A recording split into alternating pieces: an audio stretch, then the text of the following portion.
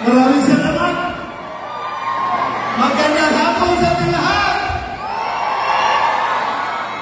Una-una, magbibigay ko kayo ako sa kasamahan natin.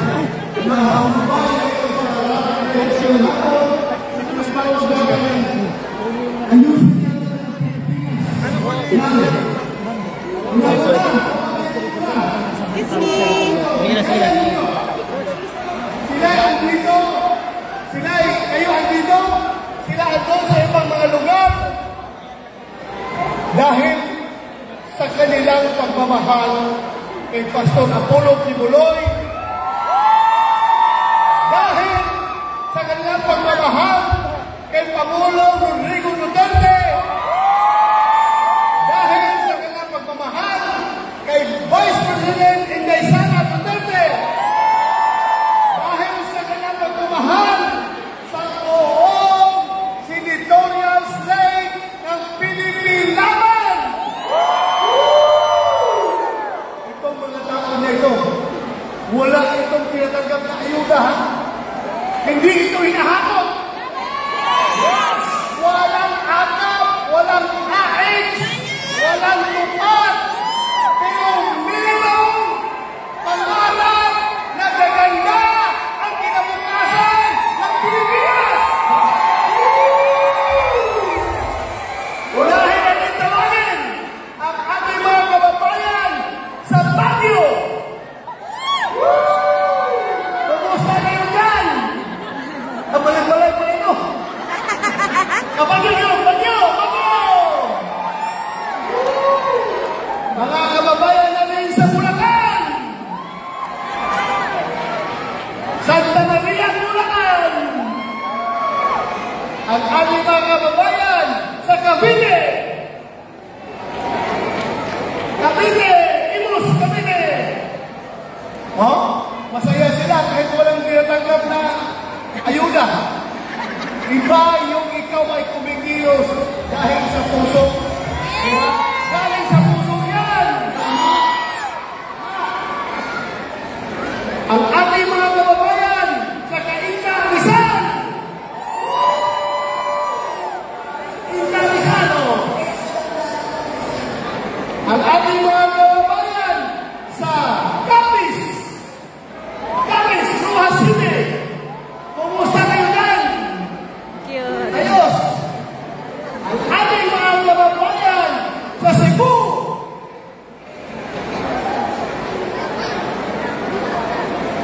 Asan na Cebu? Yun! Ang ating mga kababayan sa Agusan! Malayo-layo na sila. Meron pa! Meron pa rin! At yan pa rin sila. Ang ating mga kababayan sa Ilan, Davao City. Naghana, ay! Oy! Naamoy atap niya? Wala ko! Pure heart yan, pure heart. Pure heart. Yung heart ni Senator Bungo. Pure heart yan, nandito sila. Dahil sa puso talaga. Ang ating mga kababayan sa Talugo, Davao City. Yun, ang dami nila, oh. Ang dami. Ating mga kababayan sa Matanao, Davao del Sur, ating mga siligan. Oh, mga siligan.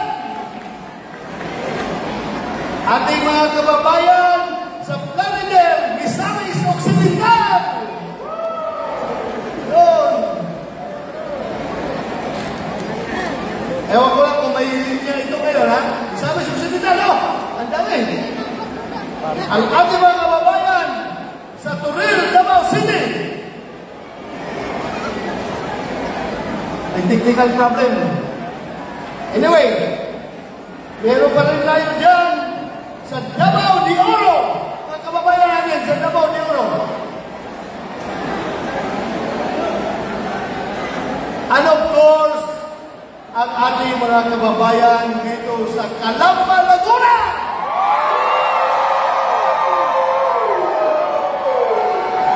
Mga kababayan, maraming salamat.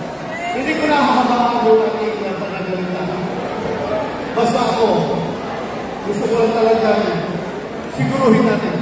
Alam niyo, kagaya sa nangyari ngayon, no? Andyan yung ating mga kababayan kahit walang ayuda. Ano ibig sabihin yan?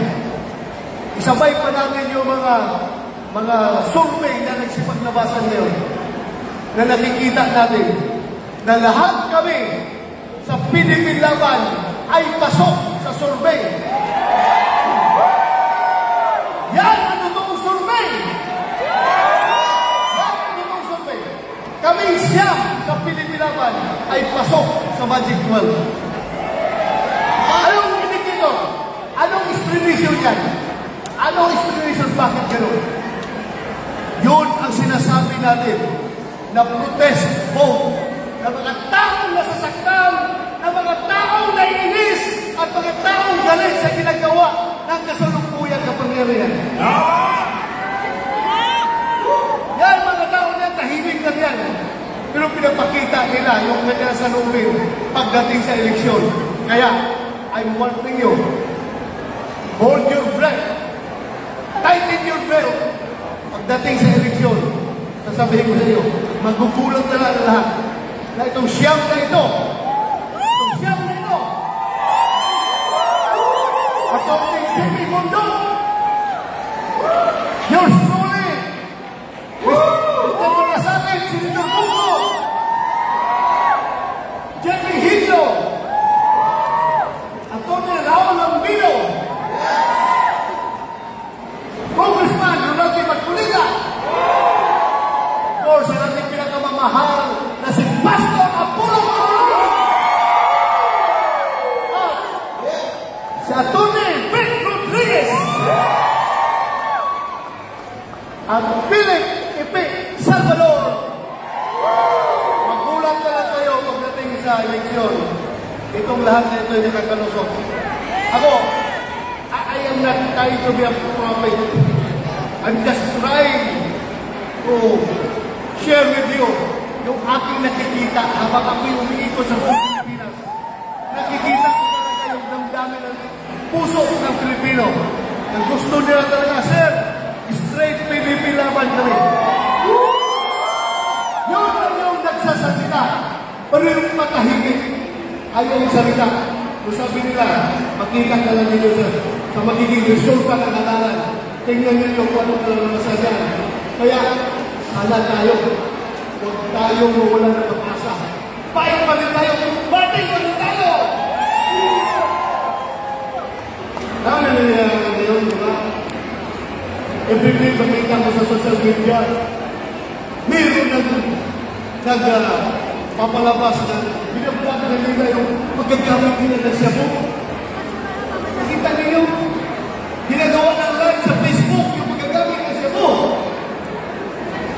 Ang masasabi itong mga tao na ito, pakiramdam nila, ito na ang new normal. Normal lang nagagamit ka na shabu. Normal lang ito mamayabang mo sa buong mundo na ikaw isang drug user. Bakit? Ano na nangyari sa utak ng ating mga kababayan? Mahayaan ba natin na magiging ganito na lang palagi? Kaya tayo nandito dahil na sabi natin, ayusin natin ang ating bayan. Yan ang purpose sa talay na ito. Ang mahirap dyan, yung ating mga anak, kabataan natin, wala tayong kultura sa kanila, sila sige-scan sa social media, at nakikita nila itong mga adik na gumagamit ng sebo na pinag-propose yung kanilang illegal activity. Ano isipin ng kabataan? Ay, normal lang pala. Ay, sikat ka pala kung gagamit ka ng sebo. Kikita ka pa dahil ginagawa kong content sa iyong vlog yung nagagamit ng sebo. Kawawa. Kawawa ang kabataan, kawawa ang Pilipinas. Kaya huwag natin hayaan. Alam nyo, itong light up na siyam ng Pilipinas, wala dito kahit isa gumagamit ng siyamo. I can assure you, ako ay magpapakitay kung mayroong isa dito na gumagamit ng sebo o kaya na yung klaseng brand. Ito mga tao natin malinis na na. I can assure you. Kaya tulungan natin ito sila dahil sila ay magiging team na tagapaglinis ng ating bayan. Tutulong sila sa ating kampanya laban sa ginagawa.